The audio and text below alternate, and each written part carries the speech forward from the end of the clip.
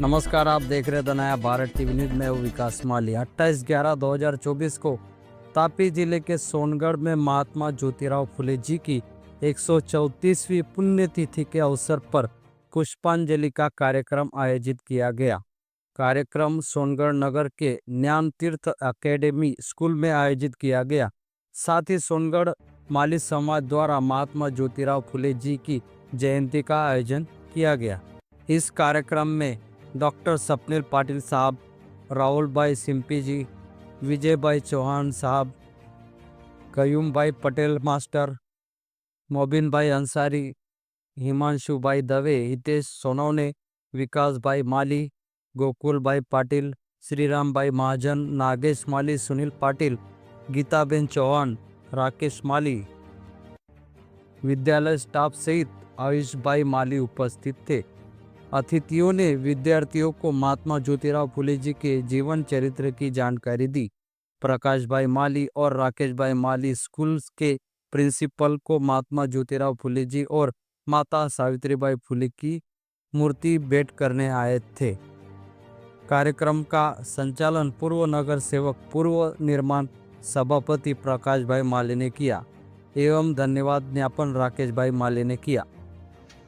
तारीख 28 नवेम्बर 2024 ના રોજ તાપી જિલ્લાની અંદર આ સોનગઢ નગરમાં જ્ઞાન તીર્થ વિદ્યાલય છે ત્યાં આદરણીય ક્રાંતિ સૂર્ય મહાત્મા જ્યોતિબા ફુલેની 134મી પુણ્યતિથિ કે નિર્માણ તિથિ ઉજવવા માટે અત્રે આપણે એકત્રિત થયા છીએ અને આ પ્રોગ્રામના આયોજક પ્રકાશભાઈ તેમજ રાકેશભાઈ, પધારેલા બીજા ડૉક્ટર સાહેબ, શિલ્પી સાહેબ, જી આપણે ચૌહાણ સાહેબ, સૌને હું આ પ્રોગ્રામમાં આવવા બદલ આભાર માનું છું અને ખાસ કરીને તો અમને એમને આમંત્રણ આપ્યું એટલે એમનો ખાસ હું આભાર માનું પ્રકાશભાઈનો અને બે શબ્દો બોલવાની તક પણ આપી।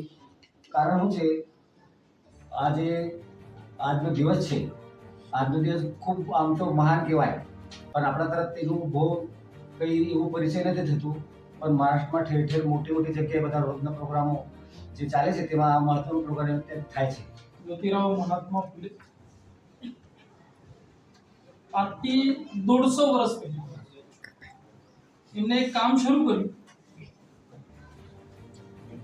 અને એના 14-15 વર્ષ પછી એટલે આજથી 139 વર્ષ પહેલા એનું કામ પૂર્ણ થયું અને જતા એમને જ્યારે સામાજિક કામ શરૂ કર્યું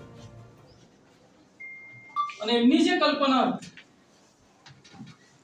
એને કહેવાય સામાજિક સમરસતા ને અંગ્રેજીમાં અત્યારે થોડુંક મોડર્ન જમાનામાં સોશિયલ એન્જિનિયરિંગ કરીને શબ્દ વપરાય છે અને એ જે એમનું લક્ષ્ય હતું ને એ ખરેખર આજે અહીંયા જોવા મળે છે। આજે બધા જ સમાજના બધા જ્ઞાતિ ધર્મના લોકો અહીંયા છે એટલે ખરેખર આ એમને શ્રદ્ધાંજલિ છે એટલે એમના માટે એકવાર આપણે અભિવાદન છે।